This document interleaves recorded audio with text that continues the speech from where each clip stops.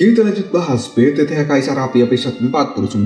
Oke lah, gak usah banyak mang-ming, kita langsung masuk aja ke pembahasan.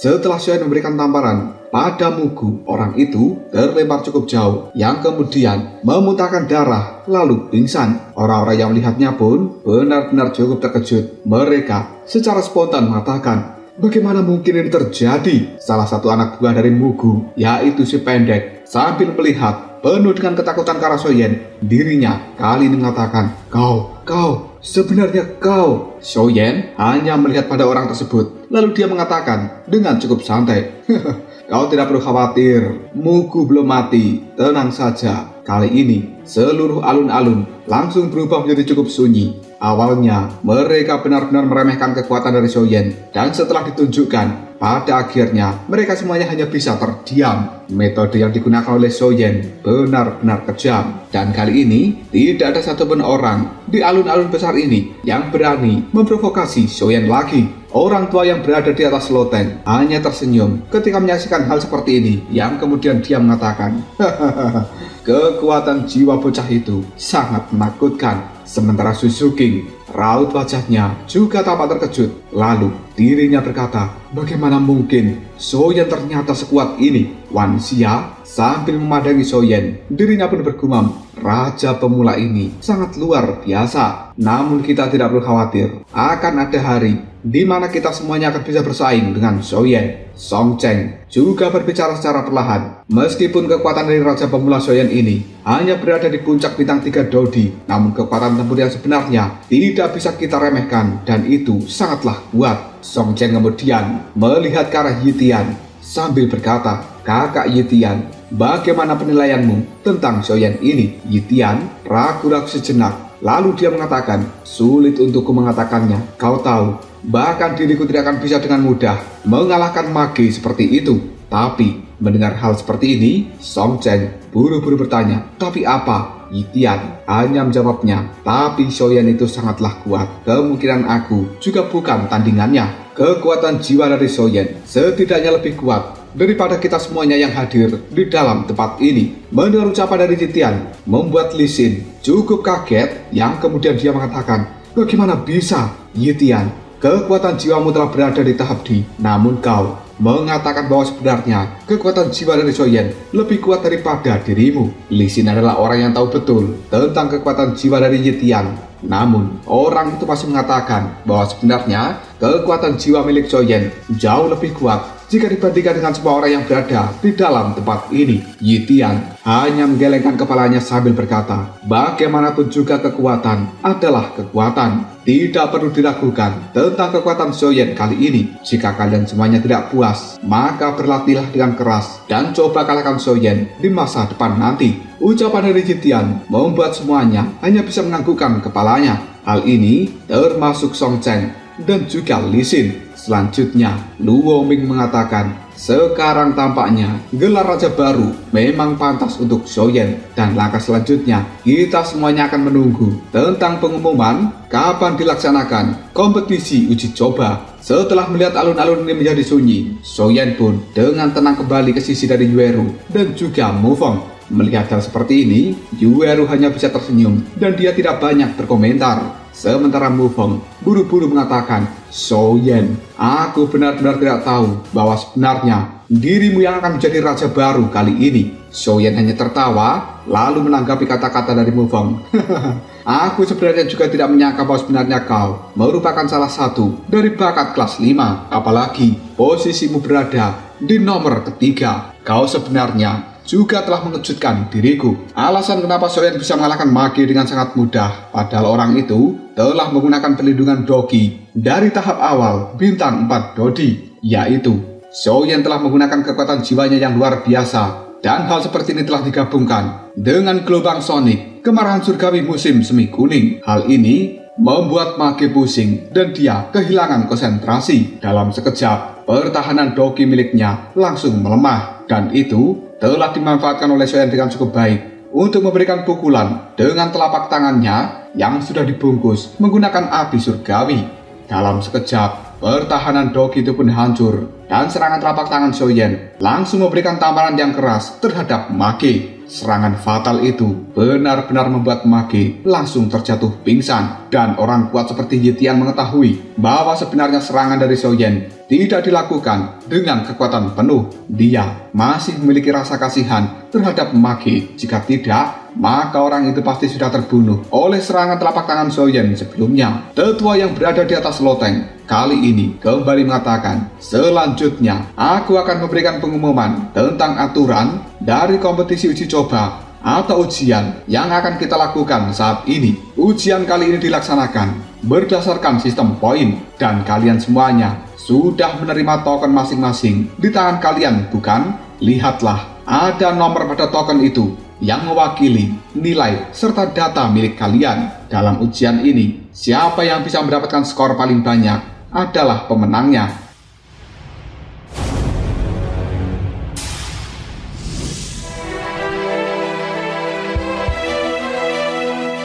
Satu garis pada token kalian berarti memiliki nilai 10, 2 garis berarti memiliki nilai 20, sementara 3 garis akan memiliki nilai 40, 4 garis akan memiliki nilai 80, sementara 5 garis hanya dimiliki oleh mereka yang berada di bakat kelas 5, dan jumlah poinnya adalah 160. Soyen melihat token yang berada di tangannya, namun dia telah menemukan bahwa sebenarnya nilai yang berada di tokennya adalah 200. Hal ini membuat Yueru, Soyen, dan juga Mufeng saling berpandangan. Tiba-tiba saja Mufeng berkata pada Soyen, bukankah seharusnya nilai kita adalah 160? Namun kenapa nilai ini 200? Soyen buru-buru berkata, shh, diamlah. Kita bertiga telah berada di posisi 3 besar dari bakat kelas 5. Dan mungkin nilai 200 kita ini adalah sebuah bonus. Kau jangan banyak berbicara, biar tidak membuat orang yang lainnya menjadi iri dengan kita. Mendengar ucapan dari Soyen itu, Mufeng segera tersenyum sambil menganggukkan kepalanya. Jelas nilai 200 hanya milik mereka yang berada di posisi 3 besar dari bakat kelas 5 ini. Tetua yang berada di atas loteng sekali lagi mengatakan, lokasi ujian yang akan kita gunakan saat ini merupakan hutan mayat neraka. Dan di sana memiliki 3 bagian. Bagian pertama adalah tempatnya para monster biasa, sementara bagian kedua adalah tempatnya para monster yang cukup kuat, dan untuk bagian ketiga adalah monster-monster yang sangat menakutkan. Soyen dengan penuh keterkejutan kemudian mengatakan, hutan mayat neraka. Sementara Mufeng yang ada di sampingnya buru-buru memberikan penjelasan. Dikabarkan bahwa hutan mayat neraka ini merupakan lokasi peperangan antara Suan Santian dan juga ras hantu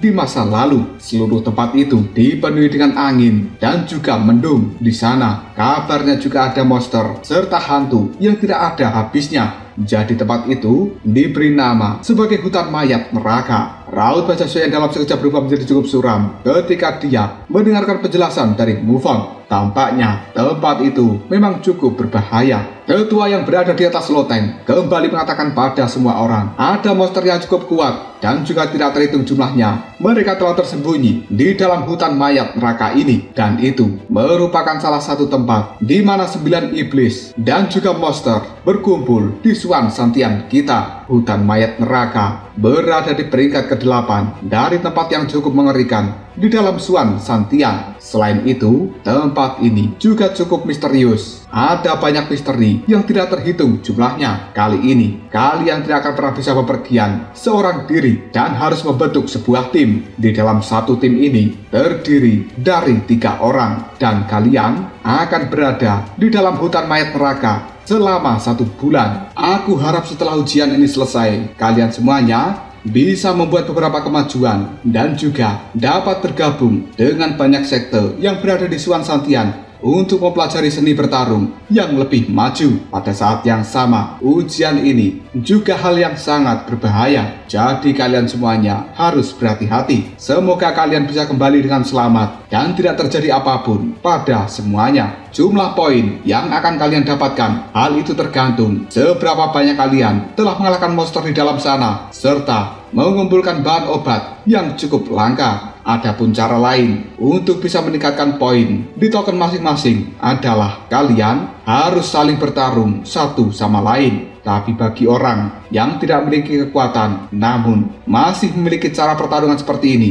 benar-benar memilih cara yang bodoh. Jika hidup kalian semuanya dalam bahaya besar, hancurkan token yang kalian bawa, dan secara otomatis kalian akan dikeluarkan dari dalam hutan mayat neraka. Namun, begitu token yang ada di tangan kalian masing-masing hancur, itu berarti kalian telah kehilangan kualifikasi di dalam ujian kali ini. Di dalam ujian ini, semua orang dari seluruh pangkalan juga akan berpartisipasi. Jadi, selain 1.000 orang yang berada di dalam tempat ini, di dalam sana nanti kalian harus bertempur dengan puluhan ribu orang dan hanya 100 orang teratas di dalam penilaian skor akhir yang memenuhi syarat untuk bisa bergabung dengan 9 sekte super. Selain itu, orang yang lainnya mereka akan gagal kecuali memiliki sesuatu yang unik di dalam tubuh kalian masing-masing. Maka dari itu, keluarkan bakat dan juga kemampuan kalian secara maksimal. Apabila ada salah satu tetua dari sekte super yang menyukai bakat kalian, kemungkinan diri kalian akan bisa ditarik masuk untuk bergabung dengan sekte super ini. Dan 10 orang teratas, mereka akan bebas memilih sekte super mana yang akan mereka masuki di dalam Swan Santiang ini. Selain itu, juga akan dapatkan hadiah berupa pil Dodi yang telah disempurnakan oleh seorang master dari lembah pil. Mendengar hal ini, raut wajah semua orang menjadi cukup bersemangat. Mereka secara spontan mengatakan pil Dodi. Bagaimanapun juga, pil Dodi ini merupakan barang langka dan juga luar biasa. Dikabarkan orang yang menggunakan pil Dodi akan mampu meningkatkan kekuatan di dalam tubuhnya secara signifikan. Sementara Xiaoyan kali ini raut wajahnya juga cukup terkejut, yang tanpa sadar dirinya pun mengatakan, apakah itu memang benar-benar pil Dodi? Jika memang benar, berarti itu memang pil tingkat 2 dari kelas D, dan untuk saat ini aku belum mampu untuk membuatnya. Selain itu, aku juga tidak memiliki resep untuk membuat pil Dodi tersebut.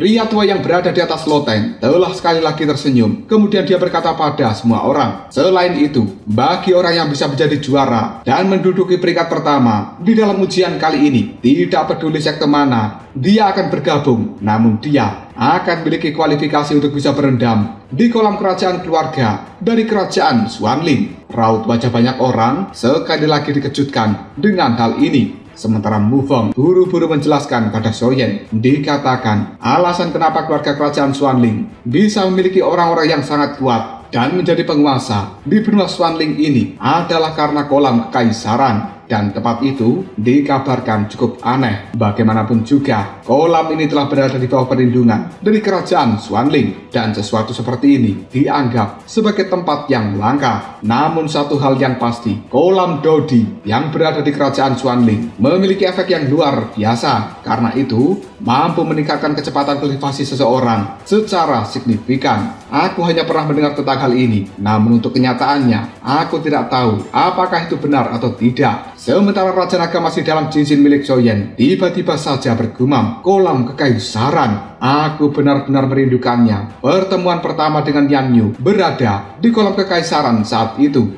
Aku tidak tahu di mana Yan Yu saat ini tertidur. Xiaoyan cukup terkejut dengan ucapan dari Raja Naga Emas. Namun Xiaoyan masih mengetahui sesuatu, bahwa sebenarnya Yan Yu merupakan nama dari api suci yang dimaksudkan oleh Raja Naga Emas. Pandangan mata dari Xiaoyan kali ini telah menajam, yang kemudian dia bergumam dalam hati, bagaimanapun juga aku harus bisa menjadi juara dan menempati posisi pertama demi diriku bisa mendapatkan api suci dan berendam di kolam Dodi yang ada di kerajaan Xuanling. Tidak peduli apapun yang ada di hadapanku, jika hal itu menjadi penghalang, maka akan kuhancurkan. Tetua yang berada di atas loteng kemudian sekali lagi berkata pada semuanya, apakah ada pertanyaan? Semuanya hanya menjawabnya, tidak. Kemudian tetua itu berkata, baiklah jika begitu, semuanya kembali ke tempat masing-masing. 3 hari dari sekarang, kita semuanya akan berkumpul kembali di alun-alun besar ini. Dan aku mengumumkan, ujian poin juga secara resmi akan dimulai saat itu. Setelah mengatakan hal seperti ini,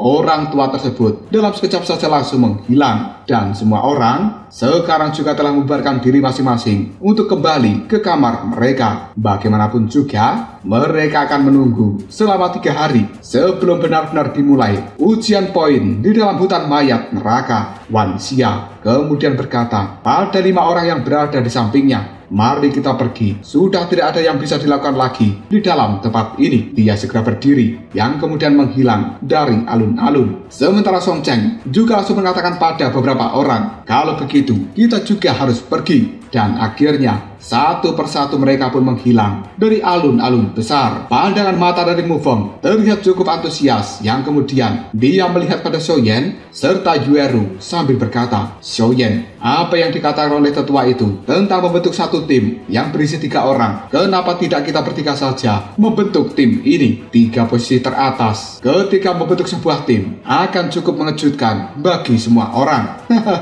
Mendengar ucapan dari Mu Feng, pandangan mata dari Yueru segera melihat ke arah Xiaoyan. Sementara Xiaoyan kali ini menganggukkan kepalanya dan diam jawab, "Baiklah, aku setuju dengan idemu." Bagaimanapun juga Xiaoyan mengetahui bahwa Mu Feng ini bukan orang biasa dan dia bisa berurusan dengan para hantu, karena tampaknya di dalam hutan mayat neraka akan ada banyak hantu yang berkeliaran. Maka Mu Feng yang memiliki mantra yin dan juga yang, hal itu benar-benar sangat berguna. Xiaoyan kemudian mengatakan, "Karena masalah di tempat ini sudah selesai, mari kita kembali ke kamar masing-masing." Mu Feng kemudian tertawa sambil mengatakan pada Xiaoyan, "Namun terlebih dahulu izinkan aku memberitahukan dirimu. Dalam hal kekuatan Dogi, aku memang hanya berada di tahap awal dari bintang 4 Dodi. Namun, untuk berurusan dengan hantu, tidak ada satupun orang yang bisa menandingi diriku. Dan kemungkinan aku akan berada di peringkat pertama untuk berurusan dengan para hantu."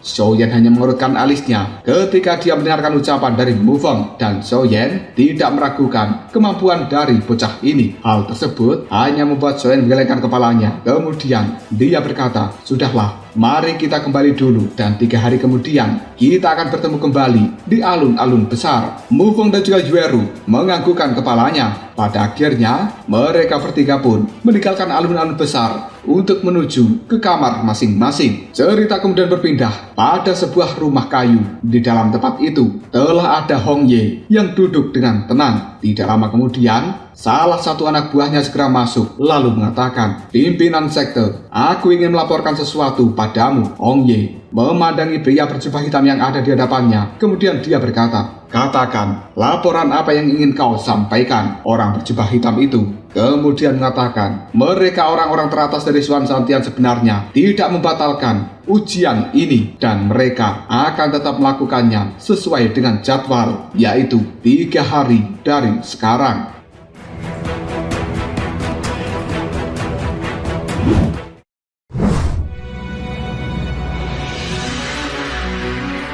Dalam sekejap, raut wajah Hong Ye kini telah berubah. Kemudian dia berkata, "Apa? Mereka tidak membatalkan ujian? Sebenarnya apa yang dipikirkan oleh orang-orang tingkat atas dari Xuan Santian? Laporanmu aku terima. Kembalilah." Dalam sekejap, orang berjubah hitam itu langsung mundur dan menghilang dari dalam tempat ini. Selanjutnya, Hong Ye dengan raut wajah yang cukup serius. Dia hanya bisa bergumam, ratusan orang telah menghilang, dan hal seperti ini cukup untuk bisa menimbulkan sebuah keributan, dan seharusnya ujian itu juga bisa dibatalkan karena hal ini. Namun kenapa tetap dilanjutkan? Bagaimana bisa Wu Jiang membuat keputusan seperti itu? Mungkinkah dia sebenarnya? Setelah mengatakan hal seperti ini, sosok dari Hong Ye tiba-tiba saja langsung menghilang. Cerita kemudian berpindah pada sebuah lorong yang cukup gelap. 2 orang kali ini telah menyusuri lorong tersebut, dan tidak lain, itu merupakan senior Hudu dan juga senior Wu Jiang. Senior Hudu kemudian mengatakan, "Sebenarnya kita ada di mana?" Wu Jiang hanya mengatakan, "Shh, jangan keras-keras. Ini seharusnya merupakan tempat dari pendatang baru. Semuanya menghilang. Namun, aku merasa bahwa tempat ini terasa cukup aneh." Senior Hudu kemudian mengatakan, "Jika begitu, kita harus berhati-hati." Tidak lama kemudian ada sosok hitam yang muncul di hadapan dari senior Wujiang dan juga senior Hudu. Dalam sekejap, senior Hudu memberikan serangan pada sosok hitam itu dan langsung menghancurkan tubuhnya menjadi kepulan asap yang berwarna hitam kembali. Senior Wujiang kemudian mengatakan, sebenarnya yang kau serang barusan adalah hantu, namun kenapa aku merasa hantu yang berada di dalam tempat ini berbeda dari hantu sebelumnya yang pernah kita lihat. Senior Wujiang dan juga senior Hudu kemudian menggunakan sebuah teknik rahasia untuk menyembunyikan tubuh mereka berdua. Selanjutnya, mereka menyusuri lorong gelap ini dan telah sampai di sebuah tempat tertentu. Di tempat itu sendiri, ada banyak hantu yang telah berkeliaran. Hal tersebut membuat senior Wujiang kemudian bergumam pada dirinya sendiri. Sebenarnya apa yang dilakukan oleh hantu-hantu ini? Mari kita pergi ke pusat dari lorong ini. Siapa tahu kita akan menemukan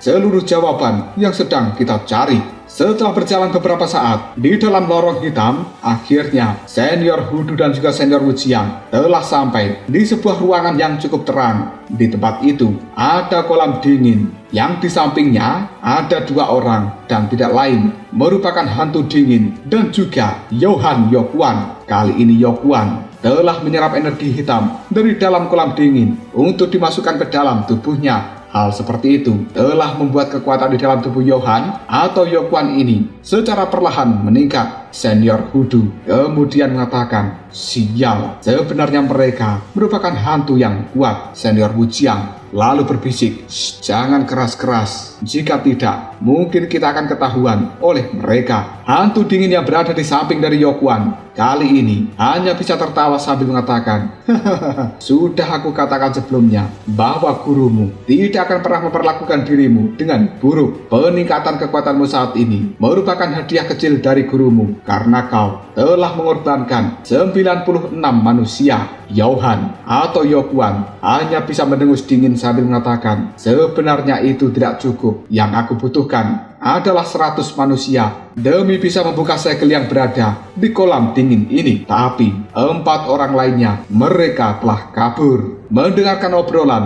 antara Yokuan dengan hantu dingin membuat raut wajah dari senior Wujiang dan juga senior Hudu dipenuhi dengan keterkejutan. Mereka sontak berkata dalam hati, sialan, mereka benar-benar telah mengorbankan 96 dari calon murid baru yang telah datang ke Suang Santian. Senior Hudu dengan cukup marah bergumam, mereka benar-benar hantu yang layak untuk dimusnahkan. Aku tidak berharap bahwa semuanya akan berkembang ke tingkat yang sangat serius seperti ini. Senior Wujiang kemudian berkata, masalah ini perlu dibahas lebih dalam dengan para petinggi dari Suan Santian. Mari kita pergi dan jangan berlama-lama di dalam tempat ini. Tubuh dari senior Wujiang dan juga senior Hudu dalam sekejap langsung berbalik. Namun, tepat ketika mereka akan meninggalkan tempat ini, ada sebuah suara bergema, mau pergi kemana kalian? Karena telah datang ke tempat ini, maka kalian tidak diizinkan untuk pergi. Dodi bintang 6, Dodi bintang 5, jadilah penghuni dari tempat ini. Mendengar hal seperti ini, raut wajah dari senior Wujiang dan juga senior Hudu dipenuhi ketakutan.